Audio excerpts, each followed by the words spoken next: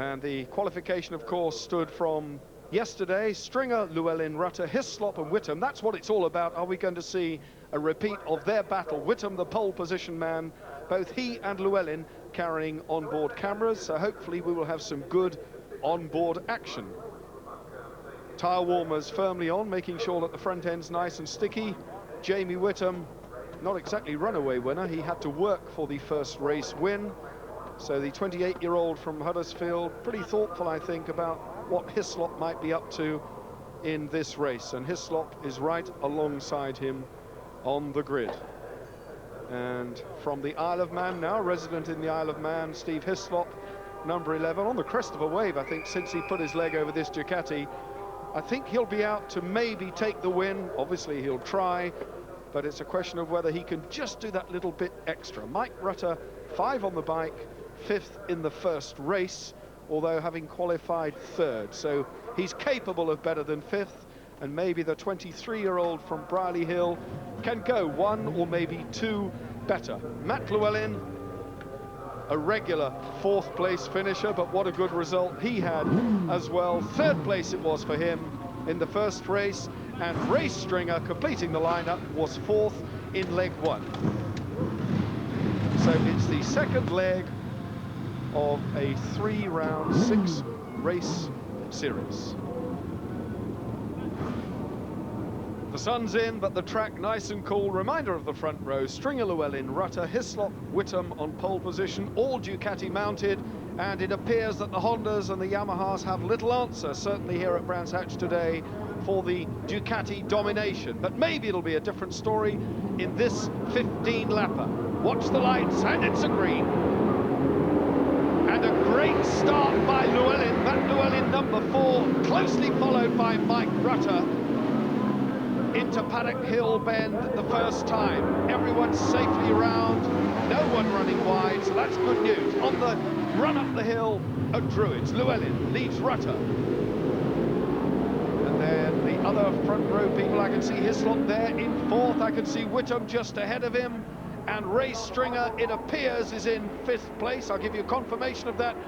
But Matt Llewellyn really performing well. 3rd in the first race, remember, and he leads. Long way to go, though. 15 laps, and the distance, 39 miles. In this, the second leg of a 6-race series. Llewellyn leads. Then it's number 5, Rutter. Then it's Jamie Whittam. Then it's Steve Hislop. Whittam 69 in 3rd. Steve Hislop, number 11, in 4th. And they're all line astern, though, and they're beginning to sort themselves out a little bit now, but a much better start this time for Michael Rutter. Yeah, great start for Michael Rutter, and in fact I think he's actually got tired in the other race. You've got to remember he has a broken wrist, or a bone in his wrist, and 3 broken toes. He has a great big boot on one foot as his toes are so swollen. So we're looking now, Whittam has a look on the inside, but doesn't quite make it as they go into Clio. He's coming back onto the Indy circuit. But Matt Llewellyn was the man that made the start. He's done a pretty quick first lap. You've got to remember that the tyres aren't so warm, but here we are on bike now with Jamie Whittam. He crosses the start and finish line just there. He's having a look on the inside as they go into Paddock Hill Bend, but no, he can't do it. Michael Rutter in front on another Ducati, the 2 big exhaust pipes sticking down just under the seat. Whittam now on the inside as they go into Druids. This time he's made the move stick. Whittam through into 2nd place. Now you're looking at Matt Llewellyn, who also has a camera on board. Llewellyn leads then. Number 69, Whittam, up to 2nd place. Michael Rutter already down to 4th, and as Steve pointed out, he is riding with injuries. He had a 600 crash earlier on, it was last weekend, in fact, I think, so that damaged his hand, that damaged his foot. Rutter 4th, Stringer 5th. Ian Simpson on one of the Hondas is in 6th place, so that's a good result for Simpson on the Colin Seeley team manager and the Honda. Phil Borley's still the teammate of Simpson, but last year they were Norton. This year they're on Hondas, and they seem to have no answer for the amazing speed, the reliability, the manoeuvrability of the Ducatis. But now Jamie Whittam, there's Matt Llewellyn ahead of him, and Llewellyn will be going as hard as he can. Look at that! Whittam flicks into the lead as quickly as that. Through he goes. Jamie Whittam, and hot in pursuit goes Steve Hislop, number 11. Hislop now in third. Whittam in the lead. Matt Llewellyn, the number 4 rider from Glenfield in Leicestershire, the meet in the sandwich. Hislop now making a bid for second place. I think we're going to see a carbon copy, Steve, of race 1. Yeah, this is virtually mirrored of leg 1, as you say, Barry, and Hislop now, this is the point where Whittam goes. He comes out of Dingledale, braking hard, down into second gear as they go into Stirling's Bend. Lovely move. What it has done, and once again, it's put the Ducati of Matt Llewellyn on the inside. I was going to say in between the two, but Hislop, as they went into Drury's, just took that place. So Hislop now into second place, and yes, I think we're on for that battle once again. Hislop, number 11 in second, has just passed Matt Llewellyn, number 4.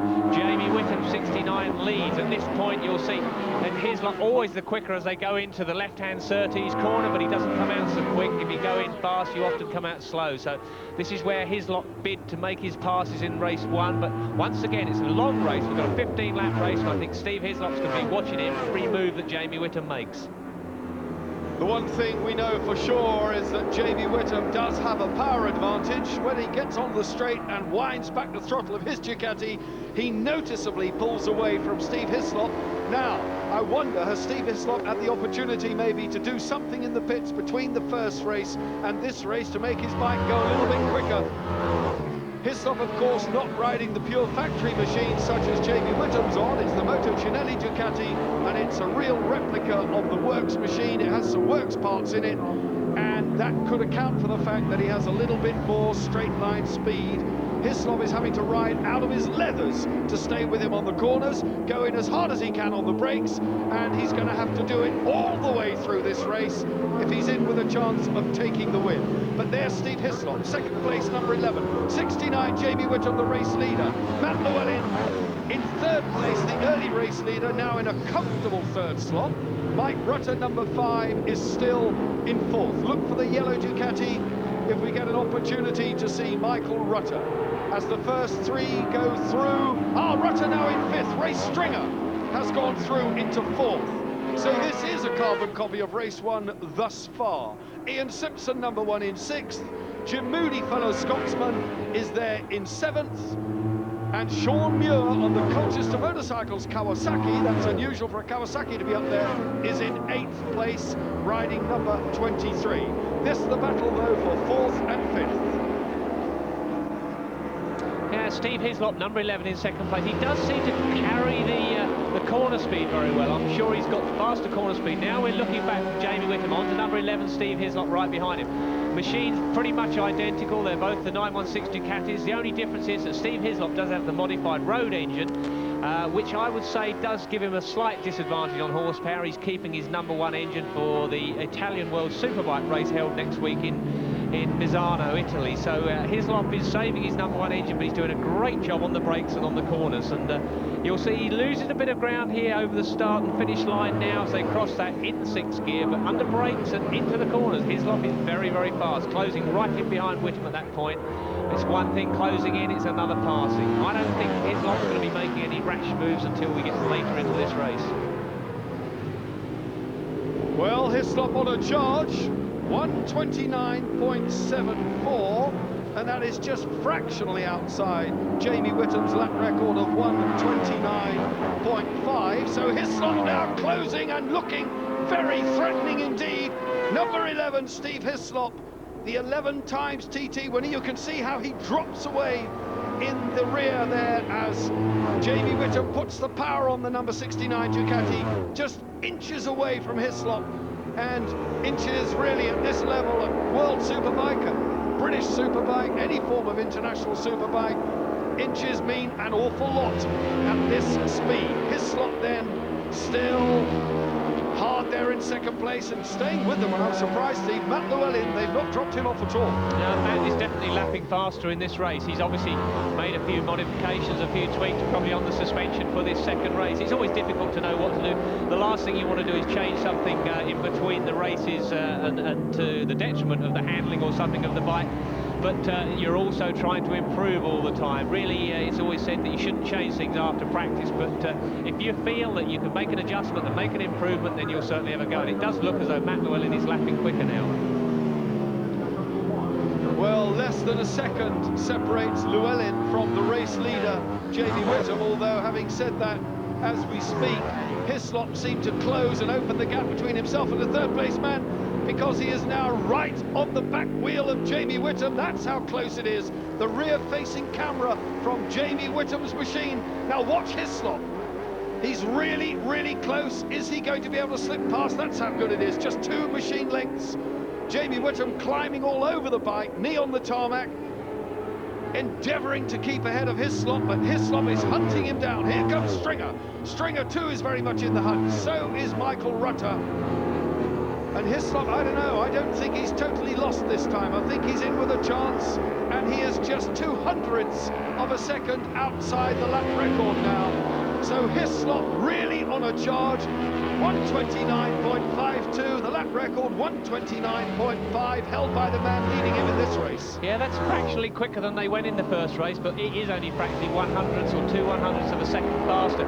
They're knocking on the door of that lap record. The conditions here today are perfect. It's cool, it's dry, the track's in pretty good shape, there's no wind, so there's no reason why we shouldn't see the lap record go. Steve Hislop just doesn't seem to do himself any favours as they go onto the straight, especially around the Surtees corner. He goes in tight, which gives him a slow exit speed. Whittam uses the wider line and really gets on the gas as they go down that straight. So I would have thought that Steve will be watching this from Whittam, because if he's going to get a slipstream effect, he needs to be right on his tail. Matt Llewellyn in third place is now 1.73, and there it is. Whittam then is under pressure. He's gone round, new lap record for Jamie Whittam. Hislop is obviously pushing him to new depths of talent, and just look at Hislop now. He's harried Jamie Whittam from the word go. Once they got sorted out and slotted into first and second places, Hislop was just like a terrier on the back wheel. He's been there ever since. And Jamie Whittam will be getting the pit signals. They'll be saying, keep your cool, Jamie, stay on the bike, keep it in a straight line, because Hislop is right there, and of the two, Jamie Whittam's bike twitches a bit more. Yeah, Jamie's style, you can see it's a fairly radical style. He really gets off the bike, he gets all his weight on the inside of the machine as they go into the corners, and does move around a lot, which does make the bike shift around a lot, but that doesn't always mean you're going to go slower. It's the way he rides that bike. You'll see once again, Hislop again, he comes in tight, but he just doesn't do him any favours on the exit. It could be also, you've got to remember that the gear ratios could be different. Maybe Jamie Whittam's running different gearing to Steve Hislop, so he's got the right on the torque band as they exit the corner. Each rider has their own preference, and sometimes you make an adjustment and it's good for one corner but bad for another. It just depends on your own personal taste as to how you want the gearing. Well, one thing's for sure, we can't count the teeth on the sprockets, and that's what we'd need to do to be able to tell you what the gearing was. But certainly Hislop is trying harder in this race, just over half distance, so a lot of racing ahead of them. And Hislop is absolutely pressing Jamie Whittam and might even push him into making a mistake. Who knows? Whittam 69 then. It's a two-man scrap, just as it was in the first race, but Whittam is not having it all his own way. The one thing we haven't seen in this race, Steve, is Hislop hit Jamie Whittam yet. No, that's right, we haven't, and I think Steve Hislop is having a look. There's little point in doing any more than he is. He is harassing Whittam. Whittam will be well aware that he's right behind him. Not only is he looking over his shoulder and checking it, he'll actually hear that machine behind him, so there's no question. But Whittam, you've got to say, Jamie Whittam is riding a great smooth race. He's not being hassled too much. He doesn't seem to be making any mistakes. He's actually just stretched out a little bit of advantage there. Once again, Hislop closes under braking. This is a fast part for them. We've got one machine out. Number 70 here has just been black flagged and brought in. Andrew Corbett, he's been brought in. So obviously I would say there's something leaking from his machine, or there's something wrong hanging off the bike. The fairing's loose, I've just been informed, so that's why he's been informed. And now then, Jamie Whittam still with Steve Hislop, and the only thing we can talk about is the exciting battle that's happening here, and my goodness me, it is a thrilling battle. It's a two-man scrap though. The rest of the race, sadly, almost academic now, because third place, Llewellyn, 4.3 seconds off the lead. They're going quicker and quicker and quicker. Another record on bike now, looking back from Jamie Whittam at Steve Hislop. And Hislop is just hanging in there as hard as he can, although the gap now just a little bit wider. Might be that Jamie Whittam has found second wind, I don't know, but certainly Hislop goes in harder on the brakes. He closes where he knows he can make up ground, and that is on the brakes going into the turns. He dives in as hard as he can, but as soon as they get onto the straight, open it up, another Superbike lap record for Jamie Whittam. They are just going faster. Yeah, well, it was always on the cards that the lap record would be going. The record stood and was held by Jamie Whittam, but for 1993, and there was no particular reason why it hadn't been broken. So James Whittam now has really got the hammer down and he's pushing on. So he's just picking up that pace. He looks very smooth, very steady. He can't shake off Steve Hislop. I think we're going to have to wait until his last few laps to see what happens, unless Hislop can pressurise Jamie into a mistake. The other interesting thing, of course, is that the record that Whittam set 2 years ago was on a Yamaha, and the fastest Yamaha in the race currently is running in 10th place. Alex Buckingham again putting in a sterling performance for Yamaha. The leading Honda is in 6th place. That's Ian Simpson riding number 1. Right behind him is Jim Moody, and a Kawasaki of Sean Muir is ahead of the other Honda rider, Simpson's teammate Phil Borley, riding number 3. Mike Rutter on the yellow Ducati has now moved up again to 4th place ahead of number 17, Ray Stringer, but they are still 8, nearly 9 seconds away from this flying duo who now have tail-enders ahead of them, and this is where Jamie Whittam really scored the advantage in the first race. He used the tail-ender to great effect, and that's Darren Daru from London, who has just been effectively blown into the grass. And you can see the gap now. Hislop is now 4.88 seconds in front of Llewellyn. These two have really got on the gas. They are pushing hard. And no matter how fast Whittam seems to go, Jamie Whittam's going, Hislop is there in his wheel track. So it is going to come down to the wire again. I'm starting to see Jamie's bike move around a little. Maybe the tyres going off a fraction, but I would say the same. They're both running Michelin tyres. I would say the same thing will be happening to both of them. There's no reason why Whittam should have a problem with his tyres any more than Steve Hislop should have. It's not a long race here today. The circuit isn't terribly abrasive and it isn't hard on tyres. Well, again, with Ducatis running in the top 5, as I say, the first Japanese machine is in 6th, and what a turn up for the books this is. Last year it was the Norton saga, when the Norton pairing of Simpson and Phil Borley were virtually unbeatable in the Superbike class of the Super Cup series. And poor Jim Moody on the then Yamaha had his work cut out to get the Yamaha in front of the Norton. For the 1995 series in this new international Superbike class, clearly we're having Ducati domination, and similarly the Hondas have a job to catch them, and Yamaha are not in with a shout. And I think Jamie Whittam has now kept the pressure on and he's broken the toe. He's got away from Steve Hislop. Hislop, I believe, has given up on this. I wouldn't say he's given up on the race, but he's decided to let Whittam go. He now has a second, just over a second advantage on this, and he's been lap record after lap record. So Whittam is the man that's pushing hard, and Steve Hislop, I think, has his sights set on that Italian race next weekend, and he's really more important, feels that that's more important than this race.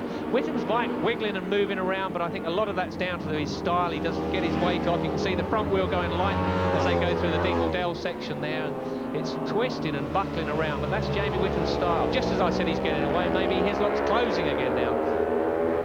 I'll just remind you, certainly for interest of the points situation, each of these races carries 15 points for the win. So Jamie Whittam is on his way now to another 15 points, so he will score a 30-point maximum if things stay the way they are at the end of the day's proceedings here at Brands Hatch. He will carry that into the second round at Alton Park. The final round of this series is in Donington, and there is Stringer. So Stringer all the way down in 5th. You can see how fragmented. Here's Ian Simpson, number 1. There's Jim Moody, number 2. So 2 Honda RC45 riders, both Scotsmen, locked together in their own little scrap. Race leader Whittam has gone round at 1:28.93, so the record's coming down and tumbling all the time. This the battle then for 6th and 7th place between Ian Simpson, last year's Super Cup champion, and Jim Moody, the runner-up. But the race leader then, the man on his way to another bag full of 15 points, but still not shaking Steve Hislop off. No, and he set another lap record, so he really is on the gas now. Jamie is pushing hard. He'll be getting signals from his pit that of his lap times. I would think they're probably giving him an indication, because he must know he's pushing hard. The bike is obviously working extremely well to be setting these times. but I would think he'd be looking over his shoulder, hoping he'd got rid of Hislop, but he hasn't. More back markers as they come up to the Indy circuit here. They're coming to clearways at this point. Jamie will be keen to get past them before. I don't think he's going to do it before they get into Paddock Hill Bend, but he might be able to use the advantage as they go up into Druids. Well, I'll endeavour to identify the tail enders if I can, if at all it's of interest to you, but certainly going through, well, you can see the number 50 rider there is Paul Cassidy, and Whittam through, Hislop through. This is Ray Stringer, the 5th place man, Ray Stringer, number 17. The battle for 6th, Ian Simpson, number 1, and Jim Moody, number 2. And these bikes too are very, very evenly matched, both being RC45 750cc Hondas, and they're having a scrap all of their own for the minor placings, and of course they're on for 5 and 4 points. Now Hislop has gone round at 128.86 and Whittam 128.81, so again they're going quicker and quicker and quicker, and all the time drawing themselves further away from this battle. Yeah, it's quite incredible. At number 1, as you say in the screen at the moment there, was last year's champion, Ian Simpson, who was on the North. Number 2 there, you can see the number indicates their positions from the championship last year. Jim Moody, who was on the Yamaha, finishing 2nd in the championship. They're now battling for 5th and 6th place, so it really is a Ducati race. The first 5 places, once again, Ducatis. Number 69 then, Jamie Whittam, now with a clear lead over Steve Hislop, and this is more or less what he did in race 1. He battled hard. Hislop, I think, with this World Superbike venture in Italy obviously looming over him, wants to preserve both himself and the machine. Penultimate lap now for Jamie Whittam, so should unless some misfortune befalls him, should I say, then he is galloping on his way to a double win here at Brands Hatch in front of a good, appreciative crowd. Still the battle for 6th and 7th, and these men are 25 seconds now, 25 seconds behind the race leader, Jamie Whittam. That's almost unbelievable when we consider what Simpson was doing in the Super Cup Series last year. Yeah, and there we have that man again. He's not getting away from Hislop, but he doesn't need to, I don't think, with this amount of time left in the race, 1.2 seconds. Hislop's obviously stretched himself as far as he wants to, otherwise he'd have been closer. I think Hislop has decided that 2nd's probably going to be a lot better than a DNF. So I think that this man's got it in the bag, as Barry said, unless some misfortune comes upon him.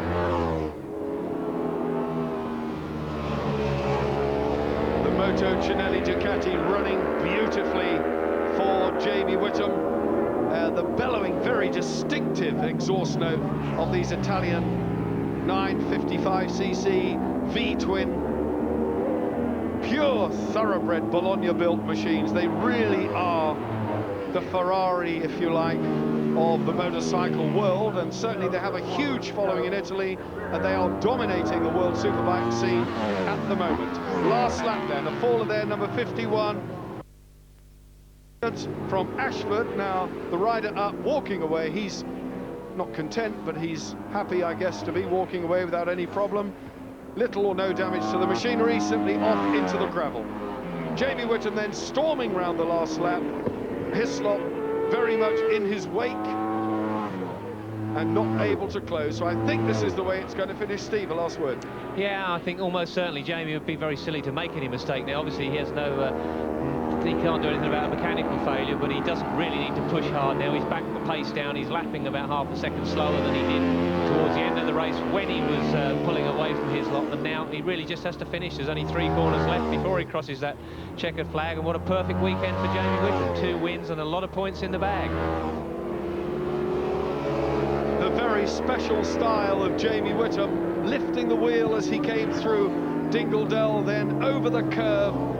A proud Jamie Whittam this will be when he crosses the line, because the checkered flag almost in sight. He knows he's done it. Are we going to see a victory wheelie, I wonder, from Jamie Whittam? No, we're not, but we do get a hand in the air. Checkered flag, Jamie Whittam a double win, 30 points to the good here at Brands Hatch in round 1, and the second leg of the International Superbike, and there are 4 more races to go. Will anyone have any answer for this man? Another display, front wheel braking, your winner there, Jamie Whittam. Let's take a look then at how the top 6 finished. Ian Simpson got the better of that battle with fellow Scotsman Jim Moody to claim 6th place on the Honda. It was then Ducatis all the way. No one, however, had an answer for Jamie Whittam. He took a very clear win, and the championship now means that after 2 legs, Whittam a clear leader by 6 points, Matt Llewellyn's there 3rd, Stringer and Rutter joint 4th, and Jim Moody on the Honda is 6th.